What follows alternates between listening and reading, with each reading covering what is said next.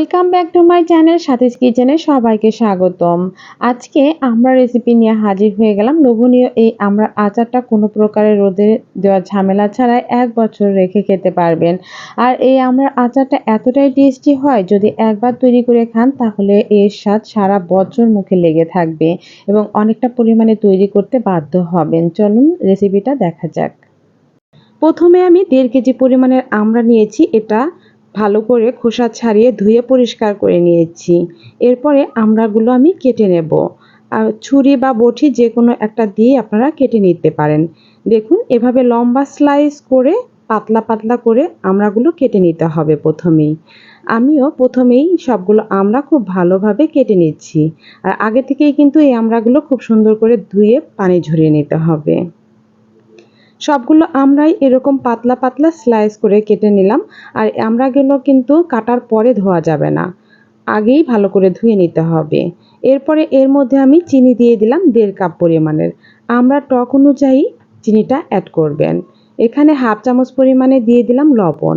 এখন খুব ভালো করে স্প্যাচুলারের সাহায্যে এটা মাখিয়ে রেখে দেব 1 ঘন্টার মতো, যাতে করে এই চিনিগুলো গলে একেবারে পানি উঠে আসে। খুব ভালো করে নেড়েচেড়ে আমি মাখিয়ে রেখে দিচ্ছি। 1 ঘন্টা পরে ফিরে আসছি।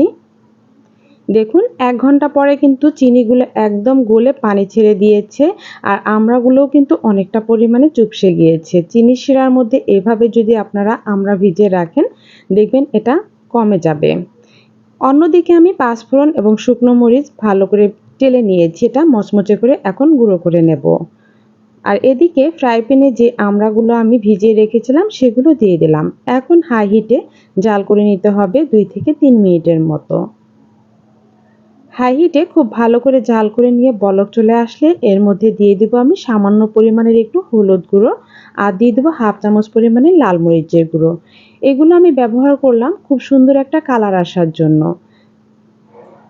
আবারও ভালো করে নেড়েচেড়ে আমড়ার সাথে আমি মিশিয়ে দিয়ে জাল করে নেব। আমড়াগুলো কিন্তু এখনও হাই হিটে জাল হচ্ছে। এরপরে আমি একটু চুলার আঁচটা কমিয়ে দেব। এতে করে আমড়াগুলো খুব সুন্দরভাবে সিদ্ধ হতে পারে, আর এই শিরাটাও আমড়ার মধ্যে গিয়ে একেবারে রসালো ভাব হবে।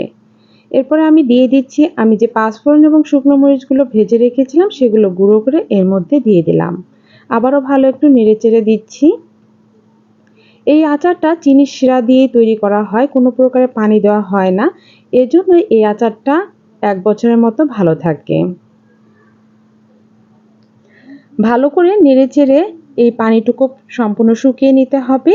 আর চিনির শিরাটা এই আমড়ার গায়ে লেগে থাকবে, রসালো লাগবে। সেই সময় বুঝতে হবে যে এই আচারটা একদম পারফেক্টলি ভাবে তৈরি হয়ে গেছে। চুলার আঁচটা এবার আমি কিন্তু মিডিয়াম টু লো হিটে রেখেই জাল করে নিচ্ছি। আমড়াগুলো দেখেই কিন্তু বোঝা যাচ্ছে যে অনেকটা পরিমাণে রসালো হয়ে গিয়েছে। চিনি শিরার মধ্যে থেকে আমড়াটা হবে রসালো, কিন্তু উপরে দেখুন একটুও গলে যায়নি। চিনি শিরা দিয়ে যদি এই আমড়ার আচারটা এভাবে তৈরি করেন, দেখবেন কোনো ভেঙে যাবে না। শেষের দিকে দিয়ে দিচ্ছি 1 চামচ পরিমাণের বিট লবণ। আমড়ার আচারের শেষের দিকে যদি এইভাবে বিট লবণটা ব্যবহার করেন, দেখবেন এর টেস্ট বহুগুণ বেড়ে গিয়েছে। তাই 1 চামচ পরিমাণের বিট লবণটা দেওয়ার চেষ্টা করবেন। আবারও ভালো করে নেড়েচেড়ে আমি এখন চুলার আঁচটা অফ করে দেব। আর ঠান্ডা হলে কিন্তু এই আচারের কালারটা অনেক সুন্দর আসবে। তাই ঠান্ডা হওয়ার পরে আমি পরিবেশন করে দেখাচ্ছি আপনাদের সাথে এটা কীরকম কালার হয়েছে। তৈরি হয়ে গেল আমার লোভনীয় আমড়ার আচার। আপনারা দেখেই বুঝতে পারছেন যে এটা কতটা লোভনীয় হতে পারে।